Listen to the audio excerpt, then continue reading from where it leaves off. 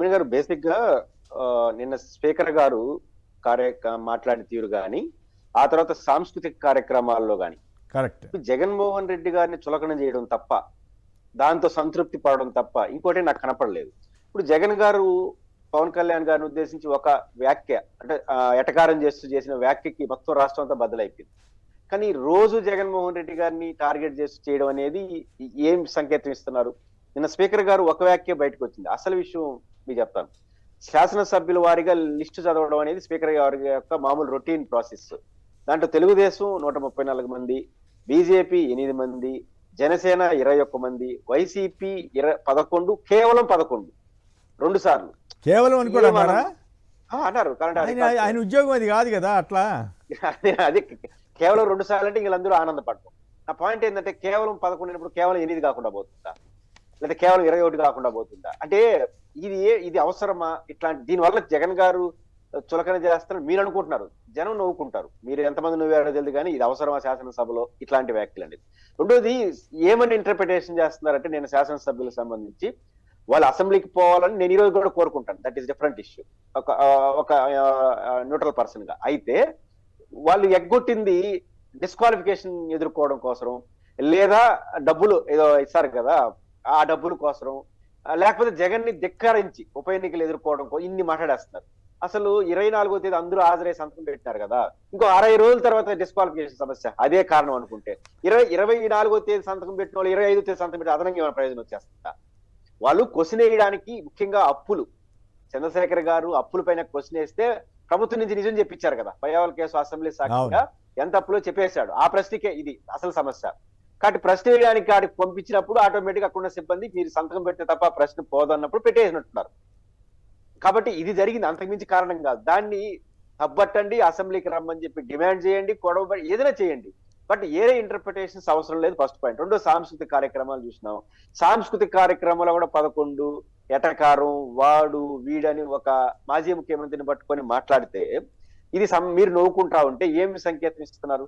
కాబట్టి ఖచ్చితంగా ఇలాంటి యాక్టివిటీ అనేది మీకే నష్టం. దీన్ని ఆపేసి ఖచ్చితంగా మీరేం చేస్తున్నారో చూడండి.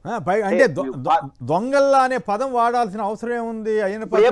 మరి నేను ఇందాక మీకు ఎగ్జాంపుల్ చెప్పాను. ఎన్టీఆర్ గారు 2 ఏళ్ళు రాలా, చంద్రబాబు గారు 2 ఏళ్ళు రాలా, సరే జగన్ గారు కూడా పాదయాత్ర అప్పుడు రాలేదు. అప్పుడెప్పుడు ఇట్లాంటి మాట ఎందుకు రాలేదు? ఇప్పుడు ఈ 10 మంది కోసమే ఎందుకు వస్తున్నాయి అండి? ఈ 10 మంది చూసే భయపడుతున్నారా? అసెంబ్లీ పై మీరు బుక్ గారు రాశారు, మనకు బయట నుంచి ఒక ఎమ్మెల్యేని దొంగ అని సంబోధించాము, ఇమీడియట్ గా మనం అసెంబ్లీ పిలిపించాం. అవును. ఇప్పుడు మనకు ప్రజలకు స్వేచ్ఛ ఇచ్చేసినారు స్పీకర్ గారు వ్యాఖ్యల ద్వారా. మనం కూడా అనొచ్చు. ఇంకా స్పీకర్ గారు దొంగ అన్న తర్వాత మీరు నేనంటే పోయింది ఏముంది? కాబట్టి ఇప్పుడు అసెంబ్లీ విలువను మీరు వైసీపీ సభ్యులను ఉద్దేశించి మీరు దొంగ అనొచ్చు, అదే వైసీపీ సభ్యులకు వర్తించదు. మనం ఎవరైనా అనొచ్చు. ఇంకా అంటే మరి రేపు మన అసెంబ్లీ పిలిస్తే మీరు నేను మీరే అన్నారు కదా సార్, మేము కూడా అంటున్నాం. మీకు అసెంబ్లీకి రాలేదని మీరు దొంగ అన్నారు, మా ఊరికి రాలేదు కాబట్టి నేను దొంగ అంటానని మాట్లాడడం మొదలెడితే అసెంబ్లీ విలువ ఏమవుతుంది? కాబట్టి మీరు యాజ్ పర్ రూల్ ప్రకారం ఏం చేయదలుచుకో చేయండి. అప్పుడు ఎన్టీ రామారావు కూడా అదే అవుతాడు కదా, ఆయన చెప్పిన సూత్రం ప్రకారం 2 ఏళ్ళు ఎగ్గొట్టినప్పుడు సంతకాలు పెట్టారనేదే నాకున్న సమాచారం. అధికారికంగా రామారావు గారు లేకపోతే చంద్రబాబు గారు జగన్ గారు పాదయాత్రల పేరుతో వెళ్ళడం అనేది అధికారికంగా జరిపింది. అనధికారికంగా ఎంతమంది సంతకం పెట్టేసి వెళ్ళిపోతుంటారు. ఇప్పుడు అది కూడా ఈ సభలో కూడా వెళ్ళిపోయి ప్రశ్న లేదనుకోండి కొమ్మినేని గారు, మనం మాట్లాడు ఇట్లాంటి చర్చ మనలాంటి వాళ్ళు డిబేట్ లో మాట్లాడే పరిస్థితి రావడానికి ఈ వ్యాఖ్యలు కారణం. మనం మాట్లాడే వాళ్ళం సాహసం చేసి అసెంబ్లీకి వస్తా నా ప్రశ్న లేదనుకోండి, ఇప్పుడు ఎట్టా ప్రతిపక్షం లేదు కాబట్టి సంతకం పెట్టేసి అట్టా వెళ్ళిపోదామని పోయే వాళ్ళు కూడా ఈ ఖాతా కిందకు వస్తారు. కాదు ఆ విప్పులు ఉంటారు కదా సార్, నేను చూసేవాడిని. 10 మంది రావాల్సిన 10% ఉండాలి కదా, అక్కడ వాళ్ళు లేక ఎత్తుక్కుంటూ ఉంటారు. రెండు ఏది అధికార పార్టీకి సంబంధించిన వాళ్ళే. ఎప్పుడు ప్రతిపక్షం లేనప్పుడు అసలు రారు, ఎందుకంటే అవసరం కూడా లేదు. కాబట్టి నా పాయింట్ ఏంటంటే వాళ్ళందరి గురించి మనం మాట్లాడే పరిస్థితి వచ్చిందంటే ఇది సభ గౌరవాన్ని పెరిగినట్టు అవుతుందా? కాబట్టి దీన్ని గుర్తుపెట్టుకుని ఎప్పటికైనా ఖచ్చితంగా స్పీకర్ గారు ఇట్లాంటి వ్యాఖ్యలు చేయడం కరెక్ట్ కాదు. మీరు లీగల్గా కొత్త సాంప్రదాయం సృష్టించాలనుకుంటున్నారా?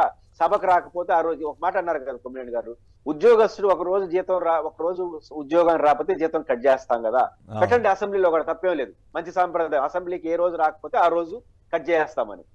కాబట్టి స్పీకర్ గారు కానీ పెద్దలు కానీ ఆలోచించేటప్పుడు మనకు రోల్ మోడల్ గా ఉండాలి, మనలాంటి వాళ్ళు పాటించేట్టుగా ఉండాలి. అది వాళ్ళు అర్థం చేసుకోకపోతే జగన్ గారు చులకన అనుకుంటున్నారు, మీరు చులకన అయిపోతున్నారు అనే విషయం మీకు అర్థం కావట్లేదు.